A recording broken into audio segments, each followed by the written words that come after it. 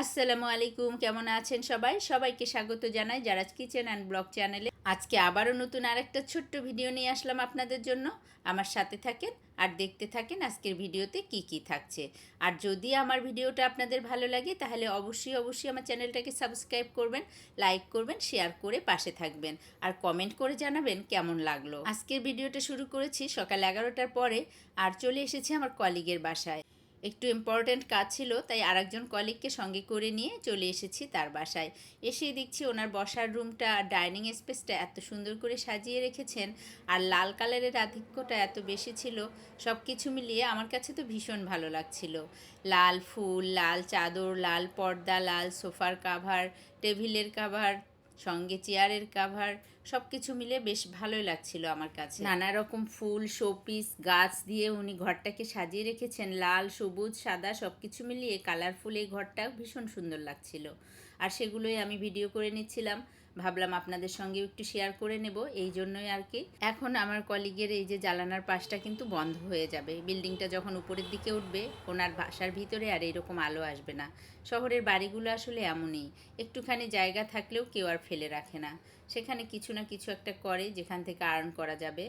আমি তো ঘুরে ফিরে সব দেখছিলাম আর ভিডিও করছিলাম, এই ফাঁকে দেখি যে আমাদের জন্য নাস্তাও রেডি হয়ে গেছে। যদিও সকালবেলায় আমরা এসেছি আর পেট ভরে খাওয়া দাওয়া করেই এসেছি, কিন্তু উপায় নেই, সে ভালোবেসে আমাদের জন্য এত কিছুর আয়োজন করেছে, খেতে তো হবেই। তো প্রথমে আমরা যে কাজে এসেছিলাম সেটাই আগে কমপ্লিট করে নিলাম, তারপরে খাওয়াটা শুরু করলাম। আয়োজন যেহেতু করেছে তো খেতে তো হবেই। তো সবগুলো খাবার তো বেশ মজা ছিল। সব থেকে ভালো লেগেছে এই ফিশ কাবাবটা, উনি নিজে হাতে বানিয়েছেন, এটা খুবই ভালো লেগেছে আমার কাছে, অসাধারণ ছিল। তো যাই হোক, খাওয়া দাওয়া শেষ করে বেশ কিছুক্ষণ গল্প করে যখন আমরা বের হয়ে আসছিলাম তখন আমার কলিগ বললেন যে উনি ছাদ বাগান করছেন, আমাদেরকে সেটা দেখাতে চান। তো আমিও খুব উৎসুক ছিলাম, কারণ গাছপালা আমার ভীষণ ভালো লাগে। আমি দেখতে চাচ্ছিলাম যে ওনার কালেকশনে কি কি গাছ আছে, সেই জন্য খুব উৎসাহ নিয়ে ছাদে উঠে আসলাম। ছাদের দরজার কাছে আসতেই দেখছিলাম সেখান থেকেই গাছ লাগানো শুরু। ছোট ছোট অনেক গাছ সদ্য লাগানো হয়েছে, সেগুলোতে উনি সকালবেলা মনে হয় পানি দিয়েছেন। তো তারই সব সরঞ্জাম দেখছি, আবার কিছু মাটি রেডি করে রেখেছেন, নতুন গাছ লাগাবেন। তো সেগুলো আমি ঘুরে ঘুরে দেখছিলাম। তো প্রথমে আমি ছাদটাকে দেখছিলাম যে এটা কত বড়। ছাদের উপর থেকে চারপাশে তাকাতে বা নিচের দিকে দেখতে আমার বেশ ভালোই লাগে, সব কিছু কেমন অন্যরকম লাগে, চেনা জিনিসগুলোও অচেনা মনে হয়। তবে আশেপাশে যে ছাদগুলো আছে সেগুলোতেও দেখলাম কম বেশি সবাই গাছপালা লাগিয়ে রেখেছেন। বেশিরভাগ ছাদেই দেখলাম যে আম গাছ লাগানো আছে, লেবু গাছ লাগানো আছে, বেশ ভালোই লাগছে। সেগুলোতে আমও ধরেছে, লেবু ধরেছে, মালটা ধরেছে মালটার গাছে। তো আমি সামনের দিকে এগোতেই দেখলাম আমার কলিগও একটা আম গাছ লাগিয়েছে, আর সেখানে কি সুন্দর একটা আম ঝুলছে, একটু হলুদ হলুদ হয়েছে, মনে হয় এখন পাকবে।